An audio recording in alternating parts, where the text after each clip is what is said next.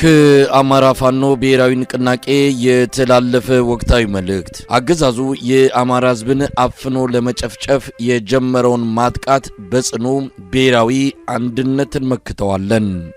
የአብይ አህመድ አገዛዝ በአማራ ሕዝብ ላይ ይፋዊ የዘር ማጥፋት ጦርነት ከጀመረ 3 ዓመታትን ሊደፍን ተቃርበዋል። በእነኚህ ጊዜዎች ሁሉ የአማራ ሕዝብ የታወጀበትን የዘር ማጥፋት ጦርነት በመመከት ህልውናውን ለማረጋገጥ የሚያደርገውን ትግል አጠናክሮ ቀጥሏል። ሆኖም በሕዝብ ላይ ጦርነት ያወጀው አገዛዙ የገጠመውን ህዝባዊ ተጋድሎ ተረድቶ ጦርነት ከማቆም ይልቅ በእጁ የገቡትን የጥፋት መሳሪያዎች ሁሉ ተጠቅመዋል። በዓለም ታሪክ በማይታወቅ ሁኔታ በመንግስትነት ስም ቤተ መንግስት የከተመው አገዛዝ በአማራ ሕዝብ ላይ ስትራቴጂክ ድሮኖችን በመጠቀም በሺ የሚቆጠሩ ንጹሃንን ጨፍጭፈዋል።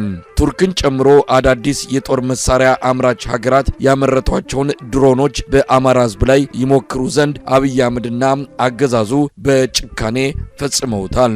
አገዛዙ የባህረ ሰላጤው ኃይሎችን ፖለቲካዊ ፍጥጫ ጎትቶ ሀገር ውስጥ በማስገባት በተላላኪነት በሚያገኘው ወታደራዊና የመረጃ ድጋፍ ተጠቅሞ በህዝባችን ላይ ያወጀውን የዘር ማጥፋት ጦርነት አጠናክሮ ቀጥሏል። በዚህም አገዛዙ ጌቶቹ በቀጠናው ላቀዱት የተልዕኮ ጦርነት አማራን ማጥፋትን እንደ መንደርደሪያ ቆጥሮ በድጋፍ ያገኘውን የማጥፋት አቅም በሙሉ ተጠቅሞ በሸዋ፣ በወሎ፣ በጎጃምና በጎንደር የተለያዩ ቀጠናዎች የስልክና የኢንተርኔት መሰረተ ልማቶችን በመዝጋት የተጠናከረ ጭፍጨፋ እያደረገ ይገኛል።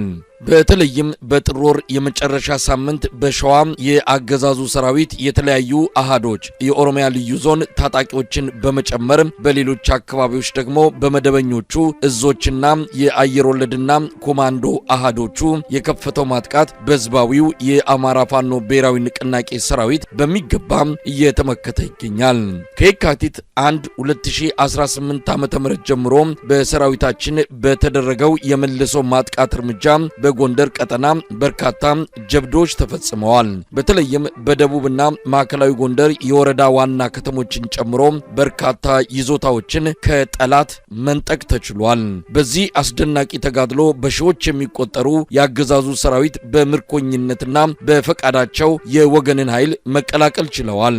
የወገን ሰራዊት በርካታ የቡድንና የነፍስ ወከፍ መሳሪያዎች፣ ተተኳሾችና ሌሎች ወታደራዊ ቁሳቁሶችንም መማረክ ችሏል።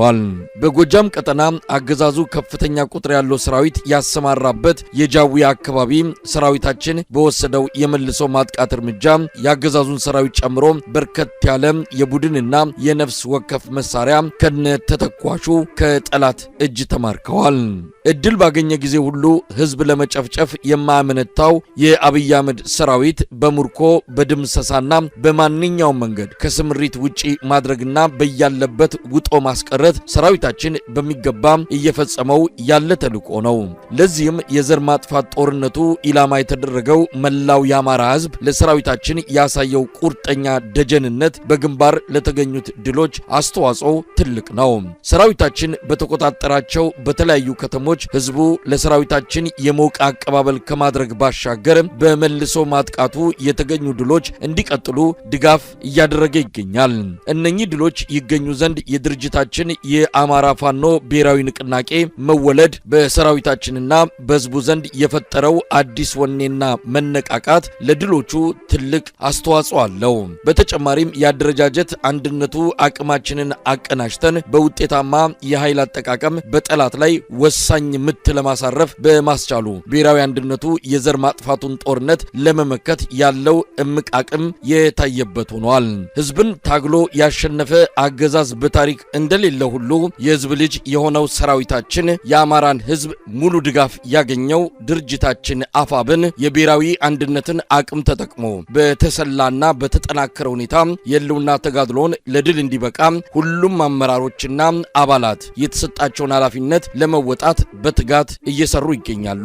ሰራዊታችን እንደከዚህ በፊት ሁሉ በተቆጣጠራቸው ቦታዎች ሰላምና ጸጥታን በማስከበርና በወታደራዊ ጨዋነት ጠላትን ብቻ የለዩ ኢላማዎች ላይ በማተኮር ተገቢውን ጥንቃቄ እያደረገ እንደሚቀጥል ለመላው የአማራ ህዝብ ለኢትዮጵያውያንና ለዓለም አቀፉ ማህበረሰብ እናሳውቃለን።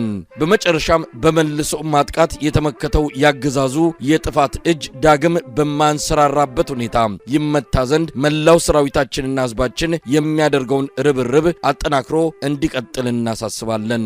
የካቲት 2 ቀን 2018 ዓ.ም የአማራ ፋኖ ብሔራዊ ንቅናቄ